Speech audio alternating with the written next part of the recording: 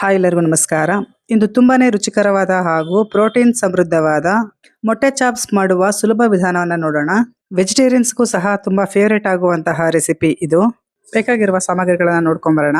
ಒಂದು 10 ಮೊಟ್ಟೆ, 1 ಹಿಡಿಯಷ್ಟು ಕೊತ್ತಂಬರಿ ಸೊಪ್ಪು, ಸ್ವಲ್ಪ ಪುದೀನ, 2 ಈರುಳ್ಳಿ, 7 ಹಸಿಮೆಣಸಿನಕಾಯಿ, 4 ಲವಂಗ, 2 ಚಕ್ಕೆ, ಸ್ವಲ್ಪ ಶುಂಠಿ, 20 ಬೆಳ್ಳುಳ್ಳಿ ಎಸಳು, 1/4 ಚಮಚದಷ್ಟು ಮೆಣಸು, ಒಂದು 6 ಗೋಡಂಬಿ, 1 ಟೊಮೆಟೊ, 2 ಚಮಚದಷ್ಟು ತೆಂಗಿನಕಾಯಿ, ರುಚಿಗೆ ತಕ್ಕಷ್ಟು ಉಪ್ಪು, ಒಂದು ಅರ್ಧ ಚಮಚದಷ್ಟು ಅರಿಶಿಣ ಪುಡಿ, 1 ನಿಂಬೆಹಣ್ಣು, 4 ಚಮಚದಷ್ಟು ಎಣ್ಣೆ. ಮಾಡೋ ವಿಧಾನ ನೋಡ್ಕೊಂಬರೋಣ.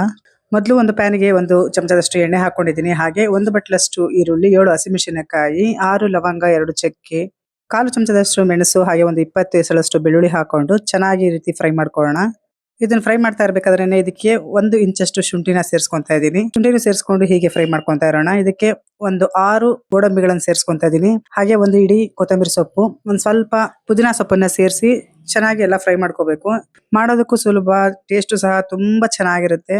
ಇದಕ್ಕೆ ಕಡೆಯದಾಗಿ ಒಂದು ಅರ್ಧ ಚಮಚದಷ್ಟು ಅರಿಶಿನ ಪುಡಿ, ಹಾಗೆ 2 ಚಮಚದಷ್ಟು ತೆಂಗಿನಕಾಯಿ ಹಾಕೊಂಡು ಸ್ಟವ್ ಆಫ್ ಮಾಡಿ ಒಂದ್ಸರಿ ಮಿಕ್ಸ್ ಮಾಡ್ಕೊಂತಾ ಇದೀನಿ. ಸ್ವಲ್ಪ ಫುಲ್ ಎಲ್ಲ ತಣ್ಣಗಾದ ನಂತರ ಮಿಕ್ಸಿ ಜಾರ್ಗೆ ಸೇರಿಸ್ಕೊಂತಾ ಇದೀನಿ. ಅಗತ್ಯವಿದ್ದಷ್ಟು ನೀರನ್ನು ಹಾಕೊಂಡು ನುಣ್ಣಗೆ ರುಬ್ಕೊಂಬರೋಣ. ಅನ್ನ ಜೊತೆಗೆ ಮತ್ತೆ ಮುದ್ದೆ ಜೊತೆಗೆ ಇದು ಒಳ್ಳೆ ಕಾಂಬಿನೇಷನ್. ನೀವು ಒಂದ್ಸರಿ ಟ್ರೈ ಮಾಡಿ ಹೇಗ್ ಬಂತು ಅಂತ ಹೇಳಿ ಕಮೆಂಟ್ ಮೂಲಕ ತಿಳಿಸೋದನ್ನ ಮರಿಬೇಡಿ. ಈಗ ಬಾಣಲಿಗೆ 2 ಚಮಚದಷ್ಟು ಎಣ್ಣೆ ಹಾಕೊಂಡಿದ್ದೀನಿ. ಎಣ್ಣೆ ಕಾದ ನಂತರ ಒಂದೇ ಒಂದು ಈರುಳ್ಳಿನ ಉದ್ದುದ್ದಕ್ಕೆ ಹೆಚ್ಚಿ ಈ ತರ ಸೇರಿಸ್ಕೊಂತಾ ಇದ್ದೀನಿ. ಇದು ಸ್ವಲ್ಪ ಚೆನ್ನಾಗಿ ಗೋಲ್ಡನ್ ಬ್ರೌನ್ ಆಗೋವರೆಗೂ ಫ್ರೈ ಮಾಡ್ಕೊಳ್ಳೋಣ. ಇಷ್ಟ ಆದ್ರೆ ಸಾಕು. ಇದಕ್ಕೆ ಈಗ ನುಣ್ಣಗೆ ರುಬ್ಬಿರುವಂತಹ ಮಸಾಲೆನ ಹಾಕೊಂತಾ ಇದ್ದೀನಿ. ಇದಕ್ಕೆ ಈಗ ಒಂದು ಸಣ್ಣಗೆ ಹೆಚ್ಚಿದಂತಹ 1 ಟೊಮೆಟೊನ ಹಾಕೊಂಡು 1 ನಿಮಿಷ ಈ ತರ ಫ್ರೈ ಮಾಡ್ಕೊಳ್ಳೋಣ. ಇದಕ್ಕೆ ಈಗ ಅಗತ್ಯವಿರುವಷ್ಟು ನೀರನ್ನು ಹಾಕೊಳ್ಳೋಣ.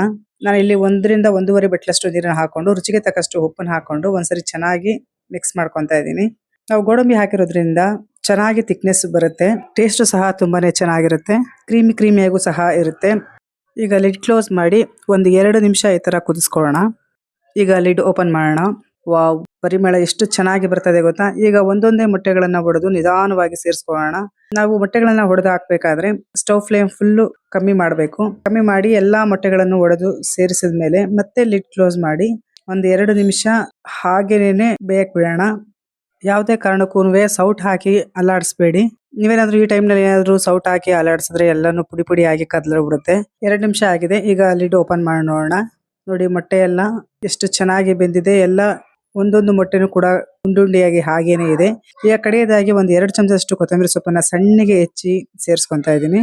ಬಿಸಿ ಬಿಸಿ ಅನ್ನದ ಜೊತೆ, ರಾಗಿ ಮುದ್ದೆ ಜೊತೆಗೆ ಅಲ್ದೇನೆ ಸ್ವಲ್ಪ ಗಟ್ಟಿಯಾಗಿ ಮಾಡ್ಕೊಂಡ್ರೆ ಚಪಾತಿ ಜೊತೆಗೆ, ದೋಸೆ ಜೊತೆಗೆ, ರೊಟ್ಟಿ ಜೊತೆಗೂ ಸಹ ತುಂಬಾನೇ ಚೆನ್ನಾಗಿರುತ್ತೆ. ನಾನಿವತ್ತು ಮುದ್ದೆ ಜೊತೆಗೆ ಸರ್ವ್ ಮಾಡ್ಕೊಂತಾ ಇದ್ದೀನಿ. ಚಿಕನ್ ಮಟನ್ ಮಾಡಕ್ಕಾಗದಿದ್ದಾಗ ಈ ಎಗ್ ಚಾಪ್ಸ್ ಒಂದ್ಸಾರಿ ಟ್ರೈ ಮಾಡಿ. ಸೈಡ್ ಅಲ್ಲಿ 2 ಪೀಸ್ ಅಷ್ಟು ಈರುಳ್ಳಿ ಹಾಕೊಂಡು ಸ್ವಲ್ಪ ನಿಂಬೆಹಣ್ಣು ಹಿಂಡ್ಕೊಂಡು ತಿಂತಾ ಇದ್ರೆ ವಾವ್, ಸೂಪರ್ ಆಗಿರುತ್ತೆ. ಒಮ್ಮೆ ಮಾಡಿದ್ರೆ ಮತ್ತೆ ಮತ್ತೆ ಮಾಡ್ತೀರಾ. Thanks for watching.